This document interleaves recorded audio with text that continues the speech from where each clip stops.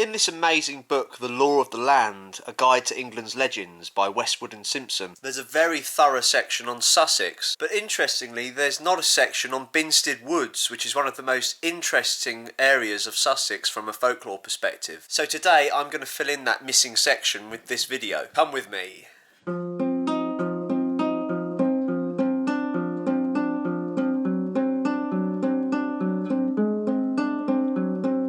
Okay, so here I am in Binsted Woods, and 2 metres and a bit more in the distance I've just bumped into Joe Butt over there. Kit, how you doing? Fellow musician and soothsayer to the stars. Yeah, thanks, it's good to see you. We've had a lovely chat about birds and music. So you're off over to take some pics of the field over there? Well, there's a woodpecker there as well, so I'm going to see if I can catch that. Excellent. Yeah, I can hear it, but I can't see it. I think it's a green one. What's the Sussex word for a woodpecker again? Yaffle. Yaffle. Yeah. Right, I'll start calling them yaffles from now on. Nice to see you. Ta-da, enjoy your walk. Lovely, enchanting Binsted Woods full of impressive oak and beech trees is a mile or so outside the historic town of Arundel. These woods have long had links with the occult, black magic and witchcraft.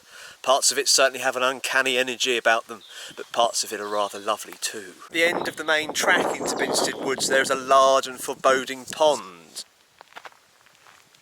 with many lovely little tadpoles in it. Local legends suggest that a coach and horses rode into the pond hundreds of years ago and never returned. The ghosts of 2 children who apparently drowned in there are said to haunt the area too on wintry nights. There is a shrine to Our Lady erected to the side overlooking the pond. This was apparently erected in 1946 by the family of the late Mrs. E. Wishart in memory of her. This version of the shrine replaced a larger freestanding version that was said to bring certain death to anyone who touched it.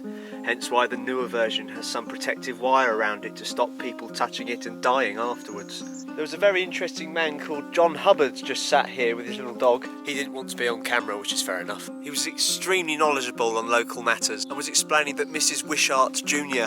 was the Jordan of her time and quite the socialite. The reason that the family erected this Virgin Mary statue was a bid to ward off some of the black magic, occult and witchcraft behaviour that was going on in the woods. John also gave me lots of other very interesting information about the local area, which I will pursue in other videos. Many stories of devil worship have come out of these woods over the centuries. There have also been sightings of so-called demon black dogs along the pathways and twittons too. I'm hoping to cross paths with one today.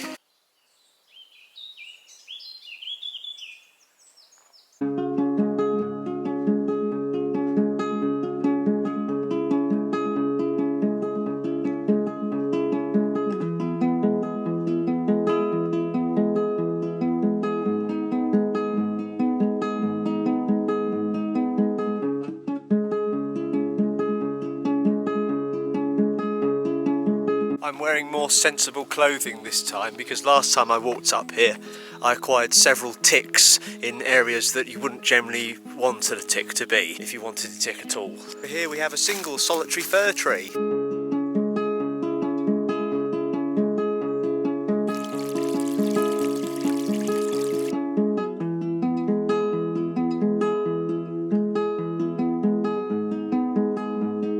I'm at the north end of Binsted Woods, right next door to the A27, and a local rumour says that during the Second World War, in this little area here, where there's a fork in the road, Canadians who were stationed here got the call up for D-Day and they just buried all their gear in the woods just in here.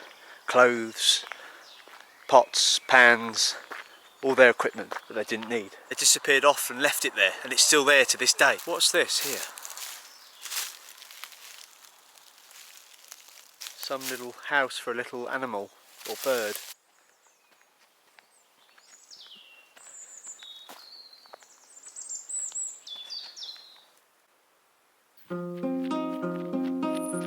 On several occasions, a ghostly figure has been sighted walking down the dirt track towards a moving vehicle, then vanishing completely as the driver drew nearer.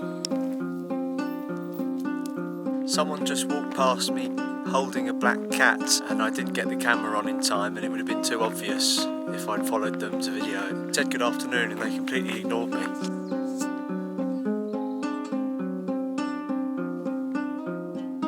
The people with the black cat were just in the woods as I was driving up the road. You might be able to just see it in the distance. Hiding in the trees They're right in the spot where I wanted to get some pictures, so I pulled over and got some pictures, and one of them just walked out and just stood in the middle of the road and stared at me. I'm leaving.